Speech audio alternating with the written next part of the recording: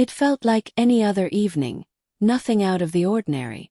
After a draining day at work, the usual weight of fatigue settled over me. Yet, sometimes destruction doesn't arrive only through betrayal. At times, it comes from silence, the words unspoken, the lingering stares, the emotions hidden but burning beneath the surface. A single name, whispered with caution, can awaken shadows buried deep within what once felt like steady love. Tension spread through the room, as if the past had forced its way back without permission. In this story there are no saviors. Only people caught in webs of memories, bitterness, and comparisons. When old wounds resurface and trust feels as fragile as glass, one question lingers. How much can a heart endure before it refuses to trust again? Hello, my friend.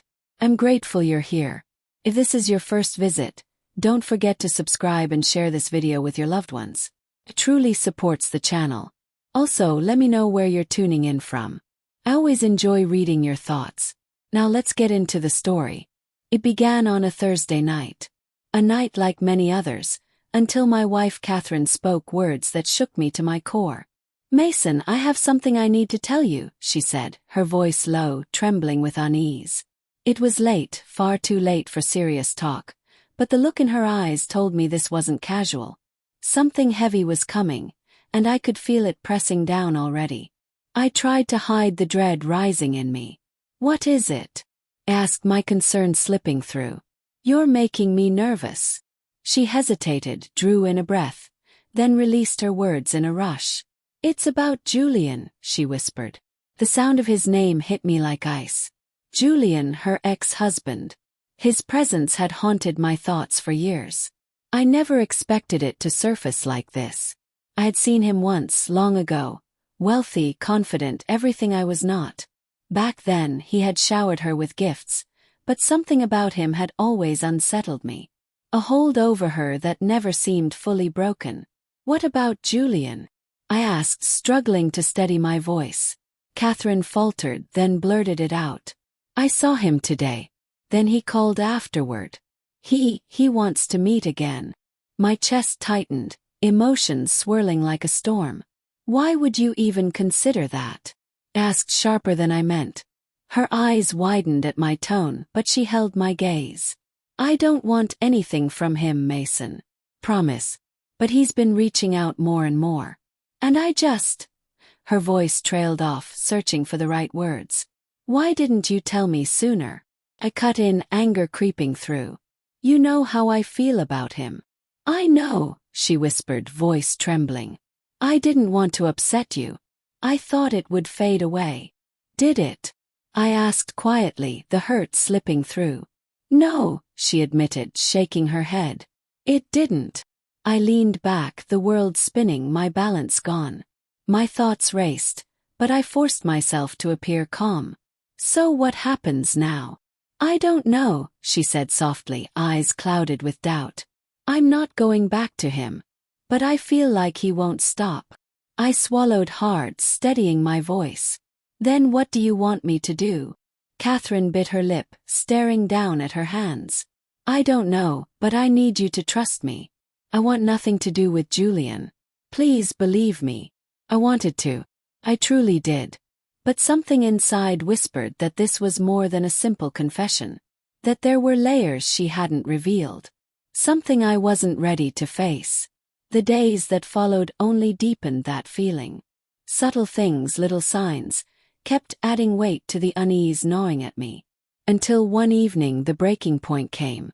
After another grueling shift, I walked into the house hoping for peace and maybe a hot meal. Instead, Catherine sat at the kitchen table, glued to her phone, empty takeout boxes scattered around. I couldn't hold it anymore. "You know," I said, exhaustion heavy in my voice, "it wouldn't hurt if you cooked dinner once in a while." She didn't look up. "Oh, love, I'm sorry. I've just been busy." "Busy?" I repeated, irritation rising. "Busy doing what?" "Scrolling through Instagram, watching shows." "You've been home all day." My voice sharpened as the tension built. Finally, she set her phone down and looked at me. Her eyes seemed tired, as if she had no answer, or no desire to give one. Researching new design ideas for the living room, I added, dripping with sarcasm. Because clearly that's more urgent than, oh, I don't know, everything else. Making sure your husband had a proper meal after a draining day at work shouldn't have felt like too much to ask. The air between us thickened, heavy with tension though the room's temperature hadn't changed. Catherine straightened in her chair, bristling with defense. You know, Mason, I work too. I work hard to keep this house together. I make sure your clothes are washed, the home is comfortable, and you have what you need. I couldn't hold back a bitter laugh. Running smoothly. By ordering takeout every other night and leaving the dishes piled in the sink. Her eyes narrowed, her tone sharp. Don't be ridiculous. I do more than sit around. Take care of you. I make sure you look good. I keep you happy. Do you keep me happy? I shot back, disbelief dripping from every word, a harsh laugh escaping before I could stop it. Is this really where we're at now? She always had a way of reminding me of the paycheck I brought home, as if I should be thankful for the scraps of appreciation she decided I deserved. Her lips tightened, her voice cool. You know, if you earned what Julian does, I wouldn't have to worry about cooking dinner. I leaned back, folding my arms, fixing my eyes on her. Oh really? I asked, sarcasm heavy. So that's what this is about now, Julian again? For a fleeting second, her expression cracked, but she quickly recovered. I didn't mean it like that. Of course not, I replied coldly. It's always just a slip, isn't it? Somehow, whenever we argue, Julian slips back into the room. Like he never really left. Stop twisting my words, Mason, she snapped, her voice edged with defense. That's not what I meant. I straightened, anger building. But it's exactly what it sounds like. Every fight turns into a comparison. Every jab feels like you're measuring me against him.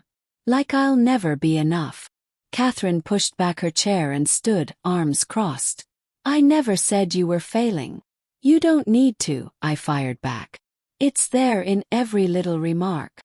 The expensive gifts he gave, the six-figure salary, and now this, telling me I don't even make enough to deserve a home-cooked meal.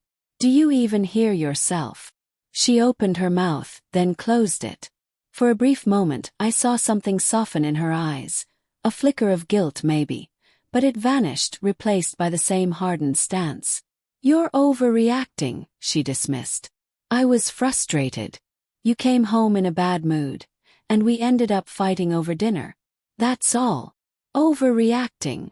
I almost laughed, though nothing about it was funny. I work non-stop so you can live the life you want. And when I come home I expect a meal. Not greasy takeout boxes. How is that unreasonable? The silence that followed was suffocating, packed with the weight of all we hadn't said. Seconds dragged out, and neither of us broke it. We ended the night without another word. I didn't want to keep being angry. I didn't want this growing wall between us. But it felt like we were stuck in a loop, one we couldn't escape. Catherine stormed off to the bedroom, slamming the door. I sat staring at the empty counter, knowing this wasn't about dinner at all. It was about everything we'd ignored. A bitter taste lingered as I sat alone in the kitchen, asking myself, what were we even fighting for anymore? The next morning, I woke to an empty bed. Normally, I'd find her downstairs making coffee, humming softly. But that day, the house was eerily quiet.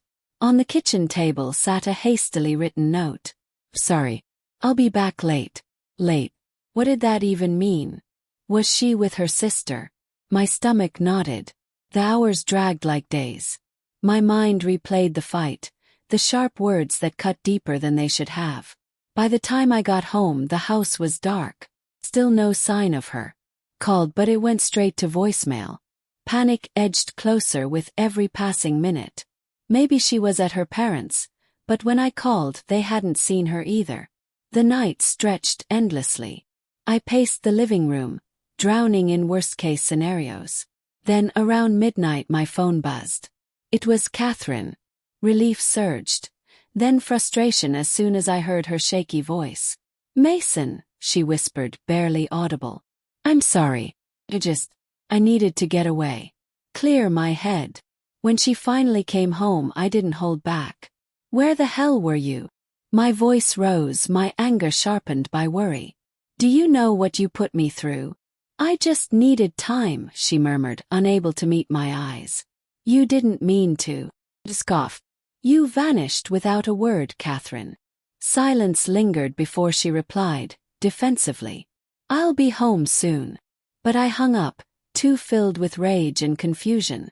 30 minutes later, the front door creaked open. She slipped inside, eyes avoiding mine.